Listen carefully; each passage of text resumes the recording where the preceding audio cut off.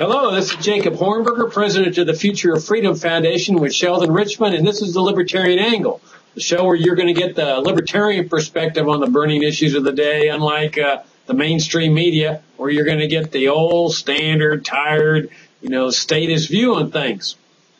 Sheldon, I thought we'd keep talking about this so-called government shutdown. I mean, what a fraud this whole thing is. I mean, if you're talking about shutting down the government, it seems like a shutdown is a shutdown. I don't see that taking place. I see the most of the government still operating. Now, how do they do that? I don't understand that. If they don't have, authorized funding, how is it that they continue operating?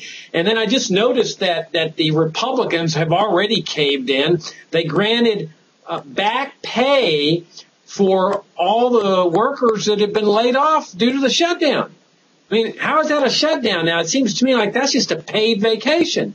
The people there can just say, oh, great, I'll just sit at home. I know I'm going to get paid. Now, of course, given a choice between a federal employee who's getting paid and working and a federal employee who's getting paid and not working, I'm going to choose the not working every day of the week because at least they're not doing harm to our society. But, I mean, the ideal is if somebody's not working because the government's been shut down, they really shouldn't be paid at all. What do you think? Well, I just don't understand a situation where it costs the taxpayers more if they shut the government down than if they keep it going. Apparently this is going to cost us more. Apparently it did it in 95 also. There was some like $100 billion extra payments that wouldn't have occurred. I think it's because, they do make the back pay. They give the back pay. And then I suppose maybe they pay them overtime to catch up on the work they weren't doing when they were on their paid vacation. So we end up paying double. I mean, there's something wrong there. The game seems very rigged against the taxpayers. So I don't really quite understand it. It's hard to know exactly who's working and who's not working. We know the Pentagon is all coming back because the Congress passed a separate bill. The House was willing to pass a separate bill to fund the military, and then I guess Hagel interpreted that to mean the whole Pentagon. So he's bringing everybody back, and I'm not hearing anybody protest that. So I guess that's what's happening. So one of the worst parts of the government, the armed forces, and all the related things, the spying, NSA is part of the military. That's going to be going on. So you might as well not shut anything down if that's going to keep working. I agree with you. I don't see any real examples. And the other thing is, the government does some legitimate things that would be done in the marketplace if the government weren't doing them. But no one's going to jump in to do them now because they know the government's going to open. Eventually it's going to open. This is not, I guarantee this is not the end of it. So, there's no reason for an entrepreneur to start coming up with alternatives, in the marketplace to make up for this gap in so-called government services because, why would you risk your money if tomorrow they could come back? I mean, they're going to come back. for good or ill, they're coming back. Well, and there's some functions where it's illegal to enter into the market. I mean, we see the Postal Service continuing to work, but even if they shut that down temporarily, it would be illegal to go in there and start delivering first-class mail because they've got this monopoly. But I think that really what we ought to do, at least for a little while this morning, is to think like libertarians do. I mean, what's the basic question we do? What is the legitimate role of government in a free society? And examine some of these departments and agencies, I presume that are shut down. I'm not sure, but like the Department of Education, the Department of Commerce. I mean, let's look at that. What do you need a Department of Education for? And what's the point of that? You've written this great book on separating school and state, how to liberate America's families. And it calls for the eradication of government at all levels in the educational sphere. But, I mean, everybody acknowledges at the very minimum that education is that it's something at the local level. Even if somebody believes in public schooling, it's the local school district that provides this. At the very most, the State Department of Education, which is ridiculous. But why do we need a federal government involved in education? It seems to me this is a no-brainer. These people are not teaching students. They're sitting in this gigantic bureaucracy. Or the Department of Commerce is another example. Why do you need an agency planning commerce? I mean, commerce is something that takes place naturally. To the extent you have a Department of Commerce, you've got bureaucrats that are interfering with commerce. And I think it's important that we keep people's mind focused on that essential question. Why do we need these agencies? Why do we need them even when the government's not shut down? Maybe this is the opportunity to save a lot of money and eradicate these agencies for good. Well, and talk about specifically what they do so people can see why they are not just not necessary, but they're bad. For example, the Department of Commerce doesn't plan commerce. What it does is subsidize favored interests. It's a big subsidy thing, and it has been all along. Under the auspices of the Department of Commerce, the secretary, along with some of the biggest, the CEOs of the biggest businesses like GE, will go to foreign countries to try to get contracts, which then get backed up by the U.S. government, so that the other two parties are willing to go into it, feeling that there's very low risk. So it's a big payoff to business, and has no place in a free economy.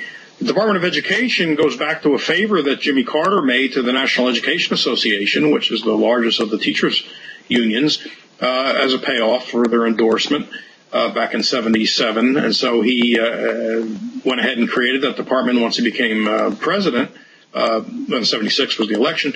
And it was opposed at the time by the NEA's rival, the American Federation of Teachers, because they figured this was just a way for the NEA to get well ensconced in Washington. And the funny thing is the rival but smaller union opposed it back in the days of Albert Shanker. But, of course, like Milton Friedman used to point out, a government program or department can get created by one vote. But once it's been created, people assume it's like the Rocky Mountains. It's been there forever and will be there forever. So to bring it up is to question, how dare you question something, the bedrock of American civilization, when it might have been passed a few years just before by one vote. But somehow, once it's passed, it has that stamp of legitimacy because it's now been created. It's like you can't even question it anymore. But what does it do? Well, it's been moving the country toward a national curriculum, a centralized curriculum. Bush was making progress that way with No Child Left Behind, and now Obama's going even further in that direction. And it seems to me what you don't want is the centralized curriculum making. You want it as decentralized as possible, which in my view would be the free market. But at least if it's at the state and local level, it's less centralized than if it's being dominated from Washington. But the things are moving in the wrong direction. They move to greater centralization. So we don't need those. No, we don't need those. We don't need the Department of Energy or, we don't need any of them. Well, what's fascinating is presumably they're not operating, and nothing's happened. In other words, the United States hasn't fallen into the ocean. The public schools, from what I can tell, are still operating every day. Kids are being taken to school. And so, you always get these, this is what's fascinating about these catastrophes that come up, that leading up to the catastrophe, the big crisis, you have all the statists, especially in the mainstream press, predicting how horrible things are going to be if this happens. If there's a sequestration, my gosh, everything's going to start collapsing. And then the same thing, with the government shutdown. Oh my gosh, everything's going to just go. We don't know how to predict it. It's like another Y2K or something. But as the day approaches and they start realizing that this is really going to happen, all of a sudden, all the dire predictions disappear because, you see, they don't want people to remember that the predictions didn't mean anything. They were empty. Because here we've been living with this shutdown, and the same thing happened, 15 years ago with the shutdown, is that people go about their ordinary lives. Now, sure, there's an economic crisis for the employee that loses his job, the government employee, but he's living off tax money anyway. He's part of the parasitic sector of the government that's living off of the productive sector. And so the fact that he loses his job and whatever, ordinarily that means that the taxpayer should keep the money is being used to fund this sector. Not in this case, of course, because they just voted them this paid vacation. But notice the world goes on without these things. And I think that's probably the major incentive for them to strike a deal. It's what happened 15 or so years ago. People realized, hey, the world goes on without these agencies. And that's what we libertarians have been saying. You don't need these non-essential functions of government. You can get rid of these departments, agencies. Be the best thing that could ever happen. Because now you've got all these federal employees in the private sector, in the productive sector, and you don't have the money being sucked out of the productive sector to pay for them. It's an actual economic boon, despite what the statists say, that this is economic catastrophe and depression and so forth. Well, but as you said, the money doesn't remain in the private sector because the IRS is still working. Apparently some audits may not be going on that would be going on, but they're still collecting money. So the money's not being left in the private sector. That's part of the reason why I said people won't jump in to provide services that the state has been providing, which are legitimate and would be provided in a market if the state wasn't doing it.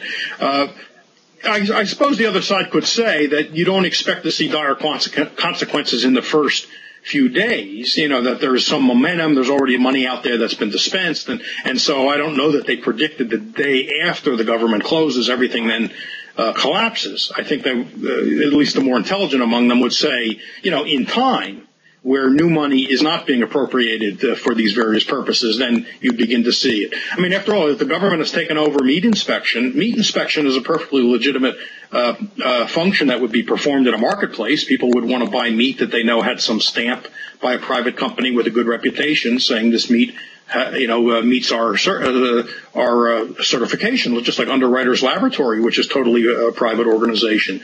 People look for that in their electric appliances. And so that sort of thing would go on. But, if the government stops doing it, but nobody starts doing it privately because they assume the government's going to start doing it, then I can see a potential issue there. But again, the government shouldn't have been doing it in the first place. So it's not that we need the government to be doing this. It's just that it's pulled the rug out from potential private efforts. It's crowded out private efforts.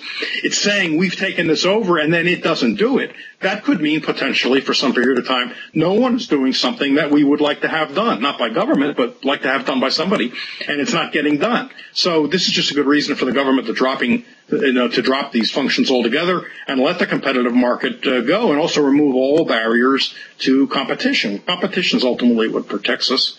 And so there are lots of barriers to competition set up by government. We need to clear those things away. Then we would not miss the government. Well, my point is that, we're so accustomed to the federal government playing such an enormous part of our economic lives that the thought of dismantling parts of it or shutting down parts of it create this appearance of, oh my gosh, economic chaos and crisis. You're laying off all these workers. They're not going to be spending their money at the mall because they don't have their paychecks. And my point is that in the long term, laying off these people permanently would be the greatest economic boon you could ever have. Now, sure, in the short term, you've got these people that, they don't have salaries anymore. They haven't been given their paid vacation. They've been given their pink slips. And so the people that they buy things from, they're affected. But all that goes to show is how pervasive the federal government has become in this economy. If you lay off these people, sure, there's an effect in that sector, but in the long term, they're put into the private sector, and the taxes that are being used to fund these people can then be relieved. They can be eliminated. And I think that's what we got to constantly keep in mind, that all of these people, including with their paid vacation, I agree with you right now. Everybody's got to keep paying their taxes and so forth. But by and large, that's also to keep paying for these paid vacations, because everybody knows that this is just a temporary thing. Somebody's going to cave and the government's going to be back in operation. If an example of this is like Cuba. Here, Cuba, you've got like 98% of the people or whatever it is working for the government. And so those people come along and say, look, your secret is to start laying off people, put them in the private sector, and the statists say, oh, no, that would create a huge recession for you because these people would be unemployed. Well, that's ridiculous. you'd be getting rid of the burden of these people. Putting them in the private sector would make them productive, be the greatest thing that could ever happen in Cuba, where you lay off 98% of the federal workers. Well, and as long as the government also releases all the resources it's currently, sucking up, right? It all has to go together. It's not just the people you want to put out in the marketplace, but the capital has to stay there in people's pockets. And then, of course, people will be hired because there'll be needs, and people will form businesses and therefore hire people. And that's right, they'll be absorbed, just the way after World War II, 10 million soldiers were absorbed, even though, most prominent economists who were Keynesian figured that there'd be mass unemployment, and yet there wasn't. In 1946, unemployment was low, and it was a very productive year. So, yeah, I agree with you completely. All I was saying is that you wouldn't expect to see, as long as the government has preempted functions and doesn't permit them to be done in the marketplace, then during a shutdown we potentially could go without something we don't want to go without. And especially, look at low-income people. Low-income people are hurt because so many of the routes out of poverty are blocked off, through minimum wage, licensing, all the things we talk about over and over again.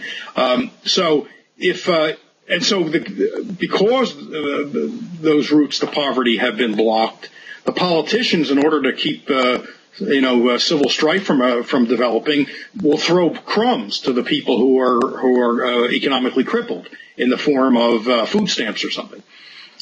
So if you cut off the food stamps with a closure, and although I don't think they're cut off, but if they were to do that, but not remove the barriers to these people's economic advancement, there's a hardship, right? You stopped giving them you broke their knees, but you're not even now giving them the crutches you promised to give them. So you've hurt them, but you've kept the barriers in place, and so I can see some people undergoing hardship if the government shuts down. The answer to that is for the government to permanently divest itself of these functions, and then the market can actually spring into action. Yeah, I think that's a great point, where these interventions and welfare state systems and so forth integrate with each other. I've often felt like the best thing we could ever do is to have a constitutional amendment that separates economy and the state as of a certain date. That says no law shall be enacted respecting the regulation of commerce or abridging the free exercise thereof, and no law shall be adopted granting welfare to any particular person, and then repeal the income tax at the same time. I mean, it'd be the greatest economic boon in the history of man if we were to do those three things.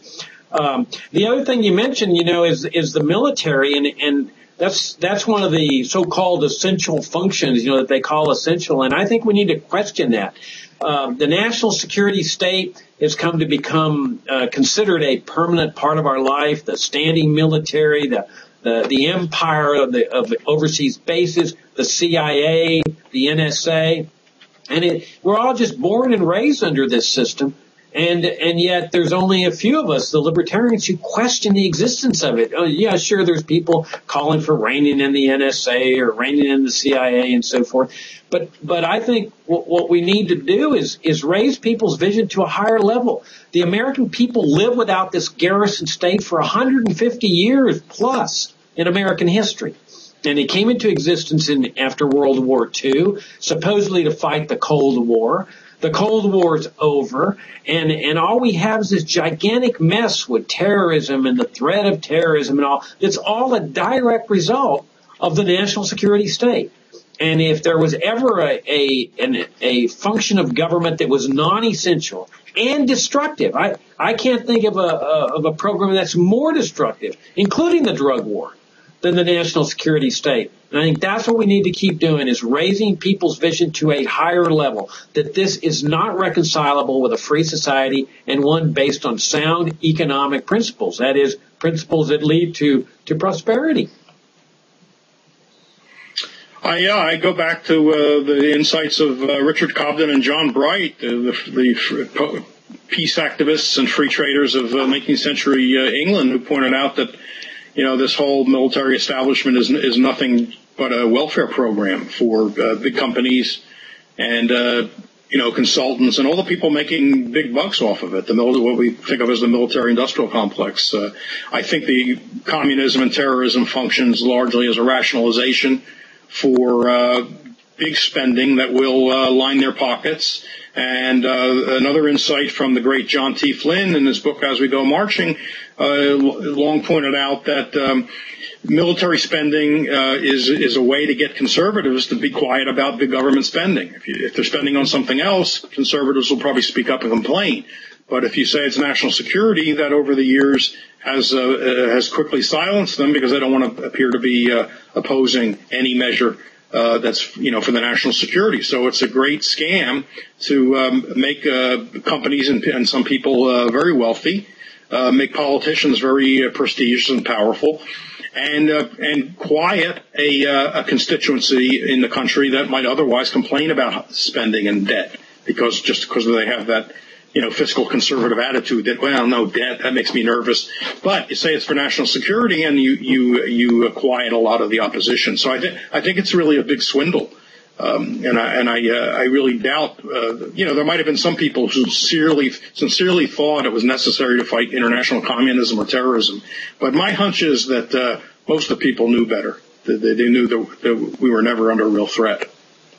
Oh, it's been a racket from the very beginning, and I've read two fantastic books in the last few weeks that I'm recommending. I just wrote on my blog about one of them today, and one of them is The War State by a guy named Michael Swanson on the Cold War origins of the national security state, and the other is called The Brothers by Stephen Kinzer that I just finished over the weekend. It's absolutely fantastic.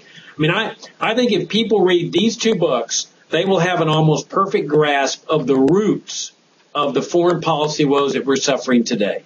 The War State is about the military-industrial complex and how Eisenhower issued his warning about this thing and the origins of it, how it came into existence with it, as you point out, the communist threat and the communists were coming to get us. And then Kinzer's book integrates what the Dulles brothers were doing. John Foster Dulles is Secretary of State, and Allen Dulles is Director of the CIA. What they were doing with regime change operations, including assassination. The first time that a president in U.S. history has authorized the assassination of foreign leaders. And he weaves that story together just brilliantly. I couldn't put the book down.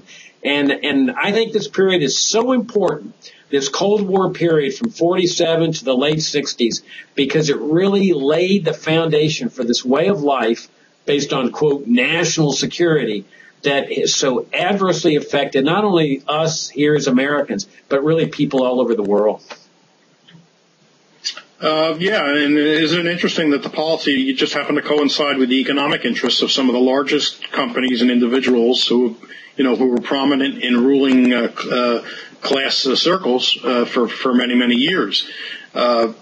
As long as we're plugging books, I spent the last few days reading another book that in this spirit, a little bit later than the origins of the Cold War, called The Blood Telegram, Nixon, Kissinger, and the Forgotten Genocide by Gary Bass, that explains how in 1971, Nixon and Kissinger, who were intent on making their trip to Beijing and meeting Mao Zedong, needed the military dictator of Pakistan as the contact, because Pakistan, while it was a U.S. ally, was also on friendly terms with China, because India was on friendly terms with the Soviet Union, and Pakistan and India are, of course, our historic rivals.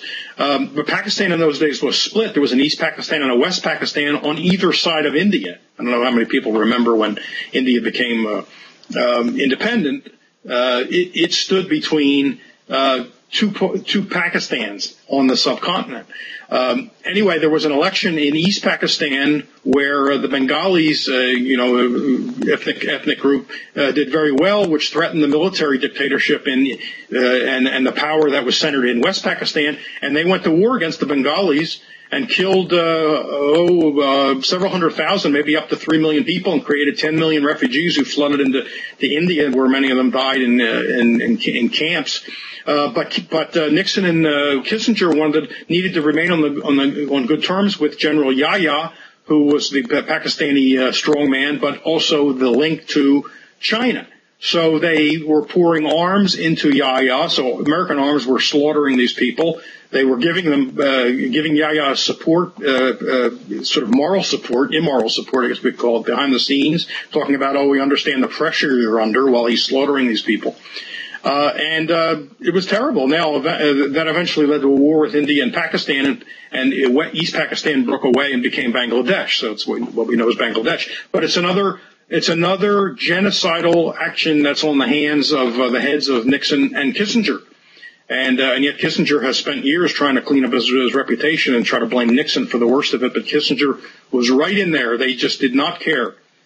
People, if hundreds of thousands of people had to die for them to get something, tick off something on their agenda, like go to China, that was a small price to pay for them. So this is the state in action. This is what the state's made of. Yeah, it's a fascinating story. In fact, I think the New York Times reviewed that book in a very interesting review. And interesting, I mean, Nixon and Kissinger were the ones that were over there instigating the coup in Chile in 73 and supporting Pinochet, and they were totally indifferent to the rapes and brutality and torture that the Pinochet regime was doing there in Chile.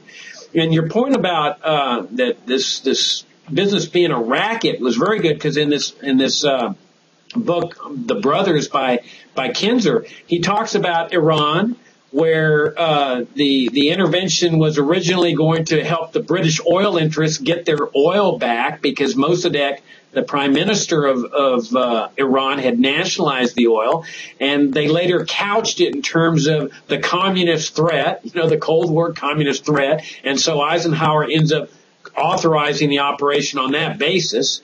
And then again in Guatemala, isn't it interesting that the Dulles brothers had very close ties? They had represented him as attorneys when they were in the private sector as attorneys, representing United Fruit, which was having its land nationalized by the democratically elected president, Jacobo Arbenz. And they justify that intervention in terms of, the communist threat, Arbenz is a communist and so forth, primarily because he had the same economic views as Franklin Roosevelt did. And what these people were doing was wrapping their corporate business interests in the mindset of anti-communism and rationalizing it for themselves. Yeah, of course, and then a few years later, Nixon was gone already, but in 75, under Ford, Kissinger was involved in the slaughter in the East Timor with Indonesia, because Indonesia was the strong man there was an ally of the U.S. government, and of course there was interest in natural resources, and so another group of people is dispensable and can be just thrown away. It's why I said in my article on Friday, which discusses this vast book, among other things, that my friend Ralph Rako, great historian, likes to say that opponents of the left who don't like the free market, say that the libertarian vision is flawed because the market treats people like commodities. And Ralph's answer to that, I've heard him say in lectures, is okay, let's grant that the market treats people like commodities, the state treats people like garbage. And I think those are great examples of treating people like garbage. Absolutely. I mean, the whole foreign policy is treating foreigners like garbage. The lives of Americans are sacrosanct, but boy, if they're foreigners, who cares? And, I mentioned about Iran and what happened in 1953, and that really was the roots, Sheldon, of what's going on today. I mean, here you had this regime change operation, and then in 1979, after 25 years of brutality under the Shah, they have a revolution there, and they're considered bad people for ousting the U.S. installed dictator, the Shah, and we're still living with the effects of that. This was supposedly a CIA success story. Yep. Despite repeated efforts by Iran to normalize relations with the U.S. The great reporter, Gareth Porter, I was just reading an article of his from a few years ago. In 2003, first of all, after 2001, Iran offered to fully cooperate with the United States in getting bin Laden and stuff like that. They were rebuffed. They were named as the axis of evil, remember, in 2003, the State of the Union address. But in 2003, Iran, and they had a moderate president, Khatami, they sent through the Swiss embassy a full proposal to the Bush people that for a grand bargain to normalize relations, including total recognition of Israel, telling the any Palestinian terrorist groups to cut it out, and that they would get no more help from Iran. I mean, the whole thing that American officials have said they wanted. The Bush people never even responded. In fact, they reprimanded the Swiss for passing along the proposal.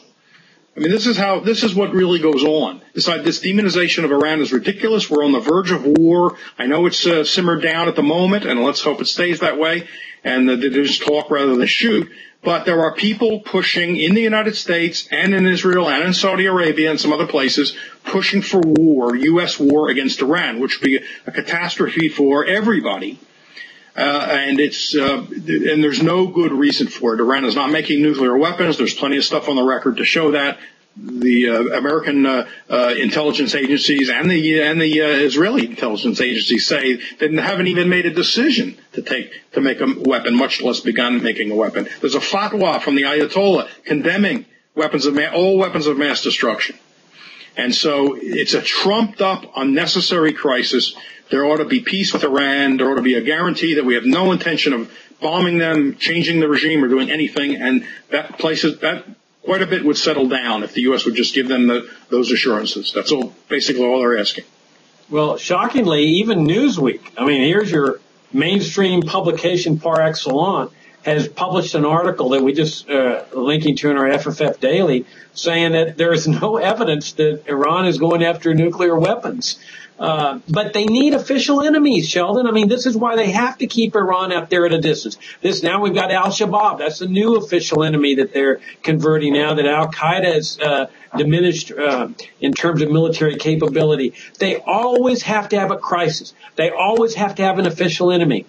Kinzer points out in his book, they did the same thing with the Soviet Union. Every time the Soviets would have overtures saying, look, let's talk about detente. Let's have peaceful coexistence.